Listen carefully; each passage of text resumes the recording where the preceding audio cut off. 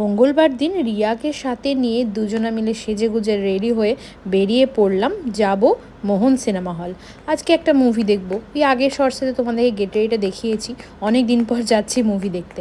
হ্যাঁ, কালকি মুভি, কারণ অনেক দিন হয়ে গেছে আমাদের দেখা হয়নি, সবার একসাথে হচ্ছিলই না, তাই আজকে দেখে নেব। তাই এখানে বাবিও চলে এসেছে, অন টাইম চলে এসেছে আজকে, সবাই অবাক ব্যাপার। কিন্তু ওরা এত সেলফি তুলতে ব্যস্ত, তাই ওদের টাটা করে আমি মুভি হলে ঢুকিয়ে পড়লাম, কারণ প্রথম থেকে মুভি দেখব বলে।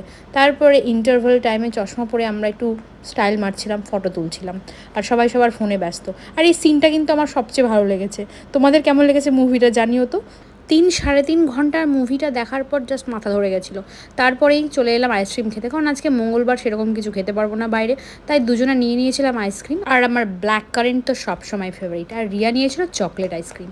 তো এইভাবে আজকের দিনটা স্পেন্ড করে নিলাম। তোমাদের কেমন কাটলো অবশ্যই জানিও। সবাই ভালো থেকো, সুস্থ থেকো, টাটা।